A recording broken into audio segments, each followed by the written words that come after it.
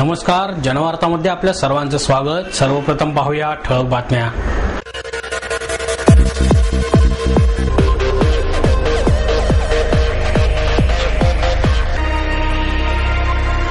त्रिपुरारी पौर्णिमेचे औचित्य साधून पहाटे 6:30 वाजता केळेवाडी येथील विठ्ठल रुक्मिणी मंदिरात नगरसेवक दीपक मानकर यांच्या हस्ते काकड आरती संपन्न। कार्तिकी पौर्णिमेचे औचित्य साधून पर्वतीवरील कार्तिक मंदिरात पुणेकर भाविकांनी केली एकच गर्दी। आणि जंगली महाराज रस्त्यावरील चौकाचे ज्येष्ठ समाजसेवक कैलासवासी पुंडलिक उर्फ दादा चौधरी असे नामकरण। त्रिपुरारी पौर्णिमेचे औचित्य साधून पहाटे 6:30 वाजता केळेवाडी येथील विठ्ठल रुक्मिणी मंदिरात नगरसेवक दीपक मानकर यांच्या हस्ते काकड आरती करण्यात आली। त्रिपुरारी पौर्णिमेचा योग साधून प्रभाग क्रमांक 26 मधील केळेवाडी येथील विठ्ठल रखुमाई मंदिरात टाळ मृदुंगाच्या साथीने काकड आरतीचा सोहळा पार पडला। पहाटे 6:30च्या सुमारास नगरसेवक दीपक मानकर यांच्या हस्ते हा काकड आरतीचा सोहळा भक्तिमय वातावरणात संपन्न झाला। यावेळी पांडुरंग भंजनी मंडळाने विशेष सहभाग घेतला होता। या आरतीला सर्व श्री हबप लक्ष्मणबुवा साष्टे, मारुती हारपुडे, निवृत्ती भगत, दामोअण्णा मानकर, रघुनाथा भगत, अनंता पारगे, राजू भगत, शिवाजी येनपुरे, निवृत्ती वांजळे, द्वारकाबाई भगत, रंजना साष्टे, यमाबाई येनपुरे, आशा भगत या सर्व विठ्ठल भक्तांनी या कार्यक्रमाचे संयोजन केले। भव्य रांगोळी, सडा संमार्जन तसेच दीपोत्सवाने संपूर्ण मंदिराचे वातावरण भक्तिमय झाले होते। या कार्यक्रमात आबालवृद्ध मोठ्या संख्येने सहभागी झाले होते।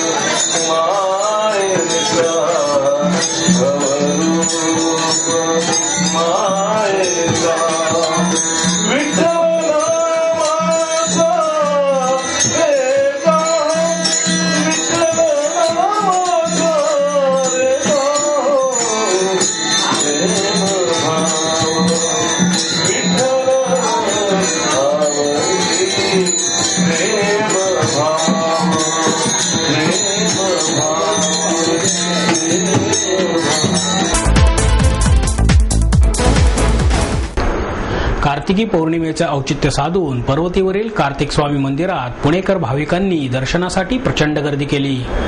वर्षातून एकदाच महिलांना कार्तिक स्वामींचे दर्शन घेता येईल आणि त्यामुळे त्यांचे दारिद्र्य नष्ट होऊन त्यांना सौख्य प्राप्त होईल या प्रकारची आख्यायिका प्रचलित असल्याने पर्वतीवरील पेशवेकालीन कार्तिक स्वामी मंदिरात भाविकांनी एकच गर्दी केली। कृतिका नक्षत्रात येणाऱ्या या पौर्णिमेला कार्तिकी पौर्णिमा म्हणून पण ओळखले जाते। पर्वतीवरील कार्तिक स्वामींचे मंदिर पेशव्यांनी 17व्या शतकात बांधले असून कार्तिक स्वामींची मूर्ती ही काळ्या पाषाणात आहे। ही मूर्ती पूर्वाभिमुख असून या मूर्तीस 4 मुखे आहेत। तसेच कार्तिक स्वामी हे मयुरावर आरूढ झाले आहेत. आपली आई पार्वती ही पक्षपाती असून तिला गणेशच प्रिय असल्याने सर्व महिलांचा मी त्याग करतो, तसेच त्यांना माझे दर्शन घेता येणार नाही असा संकल्प कार्तिक स्वामींनी घेतला. परंतु लहानपणी कृतिकांनी त्यांचा सांभाळ केला असल्यामुळे कृतिका नक्षत्रातील पौर्णिमेला महिलांना माझे दर्शन घेता येईल आणि त्यांचे दारिद्र्य नष्ट होईल अशी आख्यायिका मंदिरेच्या गुरुजींनी सांगितली. आता कार्तिक स्वामीच्या दर्शनाचा हा एकच महिलांसाठी दिवस असतो. कारण तशी पूर्वी आख्यायिका घडलेली आहे की फार पूर्वी जेव्हा शंकर पार्वती एकत्र बसले होते तेव्हा सर्वात श्रेष्ठ कोण असा त्यांना प्रश्न पडला. म्हणून त्यांनी कार्तिक स्वामी आणि गणपती यांना असं सुचवलं की तुमच्यामध्ये जो कोणी पृथ्वीला प्रदक्षिणा लवकर परत येऊन पूर्ण करून इथे येईल तो श्रेष्ठ ठरेल असा त्यांच्यात निर्णय ठरला. त्यामुळं कार्तिक स्वामींनी स्वतःच्या वाहनावरती म्हणजे मोरावर बसून पृथ्वी प्रदक्षिणा केली, परंतु गणपतींनी त्यांच्या आईवडिलांनाच म्हणजे शंकर पार्वतींनाच प्रदक्षिणा दिली, पूर्ण केली. म्हणून त्या दोघांनी असा निकाल ठरवला की आई वडील हे पृथ्वी समानच असतात, जे आपल्याला आधार देतात, जन्म देतात, म्हणून हे श्रेष्ठ आहे असं म्हणून कार्तिक स्वामीला त्यांनी दुय्यम ठरवलं आणि गणपतीला अग्रपूजेचा मान दिला. आणि हा निर्णय कार्तिक स्वामीला रुचला नाही. तो म्हणला की आई माझे पक्षपात करते माझ्या विरोधात, तिला नेहमी गणपतीच आवडतो. जसं आपण लहान घरामध्ये लहान पोराचे लाड करतो, मोठ्याचे तसे करत नाही. त्याप्रमाणे त्यांना असं वाटलं की आपल्याशी पक्षपात करतात. त्यामुळे तो त्यांच्यावर रागावून निघून गेला दक्षिणेमध्ये. आणि त्यावेळेस त्यांनी ठरवलं की इथून पुढे मी कोणत्याही स्त्रीला कधीही दर्शन देणार नाही आणि जी दर्शन घेईल तिला दारिद्र्य प्राप्त होईल असं त्यांनी ठरवलं.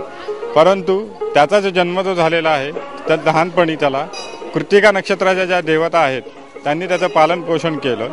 म्हणून कृत्तिका नक्षत्रांना त्याचा जो जन्मदिवस आहे कार्तिक पौर्णिमा म्हणून, ज्या दिवशी त्याचा जन्म झाला, तर त्या दिवशी सुद्धा त्यांनी स्त्रियांनी जर त्या देवतेने दर्शन घेतलं तर त्यांनाही त्याचं दारिद्र्य प्राप्त होऊ नये हा कदाचित हेतू असण्याची शक्यता आहे.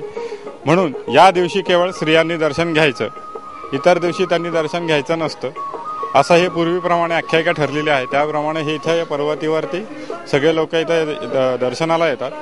पुण्यामध्ये पर्वतीवरती हे जुनं देऊळ आहे सर्वात, जे नानासाहेब पेशव्यांनी स्थापन केलेलं आहे. दुसरं जे देऊळ आहे ते रस्त्या पेठेमध्ये राष्ट्रवाडा आहे, तिथे ते देऊळ आहे, ते नुकतंच स्थापन केलेलं आहे.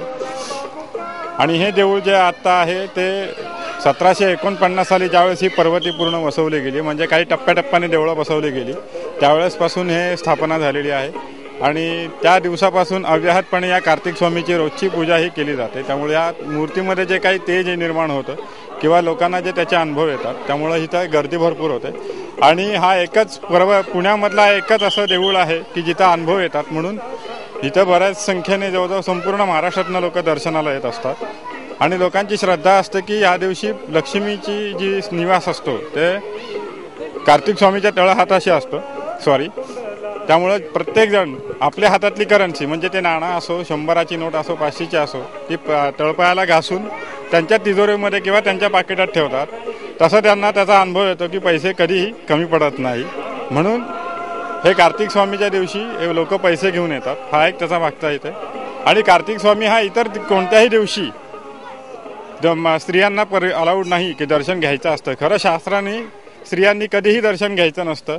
परंतु आता खेदाने असं म्हणावं लागतं की आपण अमेरिकन कल्चर अडॉप्ट करतोय, त्यामुळं आम्ही जास्त त्याचा विचार न करत सगळ्यांना सांगतो की परमेश्वर सगळ्यांचा आहे, कार्तिक स्वामी तोच आणि शंकरही तोच, तुम्ही शंकर समजून दर्शन घ्या. म्हणून आम्ही सगळ्यांना सांगतो दर्शन घ्या.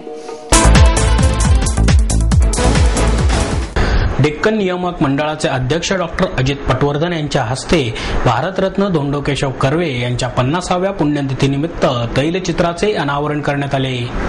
यावेळी कर्वे यांची नात महर्षी कर्वे स्त्री शिक्षण संस्थेच्या अध्यक्षा स्नेहलता सहस्त्रबुद्धे, डेक्कन एज्युकेशन सोसायटीचे सचिव श्रीकृष्ण कानिटकर आदी उपस्थित होते. तैलचित्र सांगलीचे MM देवळेकर यांनी रेखाटलेले आहे. डेक्कन एज्युकेशन नियामक मंडळाच्या सभा याच हॉलमध्ये होत असल्यामुळे येथे काम करीत असलेल्या लोकांना या तैलचित्राकडे पाहून नवा हुरूप येईल असा विश्वास कानिटकर यांनी यावेळी व्यक्त केला. जंगली महाराज रस्त्यावरील चौकाचे ज्येष्ठ समाजसेवक कैलासवासी पांडुरंग उर्फ दादा चौधरी चौक असे नामकरण नुकतेच करण्यात आले. बालगंधर्व रंगमंदिरासमोरील पिझ्झा हटच्या बाजूला असलेल्या रस्त्यावरील चौकाचे ज्येष्ठ समाजसेवक कैलासवासी पुंडलिक उर्फ दादा चौधरी असे नामकरण करण्यात आले. चौकाचा नामफलक अनावरण सोहळा महापौर मोहनसिंग राजपाल यांच्या हस्ते पार पडला. यावेळी वंदना चव्हाण, अंकुश काकडे, दत्तात्रय खाडे, बाळासाहेब बोडके, सोहळ्याचे आयोजक रवी चौधरी आदी मान्यवर उपस्थित होते. याचवेळी अंकुश काकडे यांच्या हस्ते चौकातील फलकाचेही अनावरण करण्यात आले. त्याचप्रमाणे या चौकात सावधानतेने वाहने चालवण्याचा इशारा देण्यासाठी तसेच अपघात टाळावे यासाठी नवीन ब्लिंकर्सही लावण्यात आले. त्याचेही यावेळी उद्घाटन करण्यात आले. कैलासवासी पुंडलिक चौधरी हे 160 वर्षे जुन्या आणि 70,000 पुस्तके असलेल्या पुणे नगर वाचन मंदिर या वाचनालयाचे संचालक होते. तसेच पुणे सार्वजनिक सभेचे सदस्यत्वही त्यांनी भूषवले होते.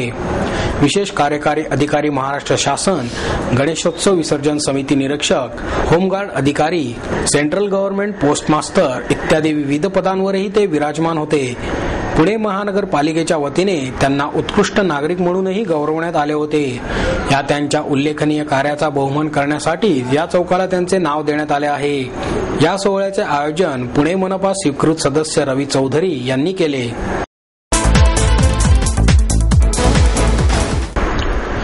पिंपळे गुरव येथील राजेंद्र डोळस यांच्या मालकीच्या जमिनीवर बेकायदा बांधकाम करणाऱ्या जगताप यांच्यावर त्वरित कारवाई करण्यात यावी अशी मागणी संघर्ष समितीच्या वतीने करण्यात आली.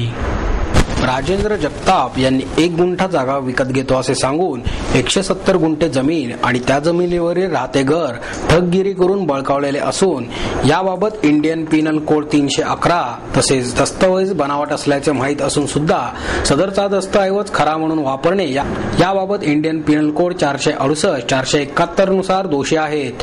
राजेंद्र जगताप यांचे दुष्ट कृत्याला हरकत न घेता जाणून बुजून आणि हेतुपुरस्सर दुर्लक्ष केलेले पिंपरी चिंचवड महापालिकेचे वरिष्ठ अधिकारी बनकर, माळी, शिंदे हे अनुसूचित जाती आणि अनुसूचित जमाती अत्याचार प्रतिबंध अधिनियम 1989 नुसार दोषी आहेत.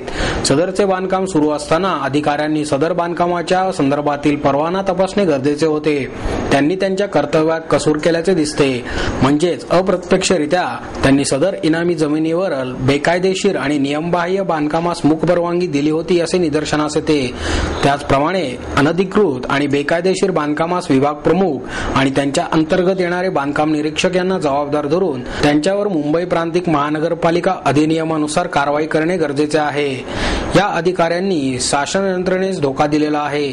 शासकीय अधिकाऱ्यांनी त्यांच्यावर सोपवण्यात आलेली कर्तव्ये श्रद्धापूर्वक पार पाडणे अपेक्षित असताना बांधकाम नियमावलीतील तरतुदींचे उल्लंघन करून सेवेतील कर्तव्य बजावताना केलेल्या निष्काळजीपणा आणि आर्थिक आमिषास बळी पडून केलेला भ्रष्टाचार अशा लोकसेवकांच्या अशोभनीय कृत्यांमुळे शासन यंत्रणेस धोका निर्माण झाला आहे. यामुळे या सर्वांवर कारवाई करण्यासाठी जिल्हाधिकारी कार्यालयासमोर संघटनेचे पदाधिकारी महाराष्ट्र कर्जदार जमीनदार हक्क बचाव संघर्ष समितीच्या वतीने धरणे आंदोलन करण्यात आले. माझं नाव लता राजेंद्र डोळस. आम्हाला नाही का 1 गुंठा जमीन घेतो म्हणून राजेंद्र जगताप आणि विजय ज्ञानोबा कदम यांनी पॉवर ऑफ अटर्नी सगळ्या पूर्ण जागेची घेतली त्यांनी. आणि तुम्हाला नाही का म्हणजे पूर्ण आम्ही नाही का जोर नाही का 1-1.5 महिन्यात सगळे पैसे देऊ म्हणून असं सांगितलं होतं त्यांनी. तर आता त्याला 8-9 वर्ष झालं अजूनपर्यंत त्यांना काही पैसे द्यायला तयार नाहीयेत. आणि का आम्हाला म्हणजे आम्ही यांच्याकडे संघर्ष समितीकडे अर्ज केला तेव्हा ते सगळे आम्हाला पाठिंबा द्यायला इथं उभं राहिलेले. जोपर्यंत आम्हाला न्याय मिळत नाहीये तोपर्यंत आम्ही इथून हलणार नाही. कारच्या व्यवहारापोटी खोटा धनादेश देऊन 4.25 लाख रुपयांची फसवणूक केल्याप्रकरणी पुणे पोलिसांनी बापलेकांना अटक केली आहे. गिरीश शंकर वेदपाठक आणि प्रशांत गिरीश वेदपाठक यांना या प्रकरणी अटक करण्यात आली आहे. डॉक्टर शिवदर्शन मोहनलाल अगरवाल यांनी या संदर्भात फिर्याद दिली आहे. वेदपाठक यांचा ऑटो कन्सल्टंटचा व्यवसाय असून त्यांनी डॉक्टर अगरवाल यांच्याकडून त्यांची कार विकत घेतली होती. त्यासाठी वेदपाठक यांनी डॉक्टर अगरवाल यांना 4,30,000 रुपयांचा धनादेश दिला होता. मात्र हे धनादेश न वटल्याने त्यांनी पुन्हा वेदपाठक यांच्याशी संपर्क साधला. त्यावेळी ही कार आपण विकल्याचे वेदपाठक यांनी डॉक्टर अगरवाल यांना सांगितले. फसवणूक झाल्याचे लक्षात आल्यानंतर डॉक्टर अगरवाल यांनी वेदपाठक पिता पुत्रांच्या विरोधात फिर्याद दिली. खडक पोलीस स्टेशनच्या हद्दीमध्ये ही घटना दाखल झालेली आहे आणि याच्यामध्ये बाप आणि मुलगा हे तरी आत्तापर्यंत निष्पन्न होत असल्याचं दिसून आलेलं आहे.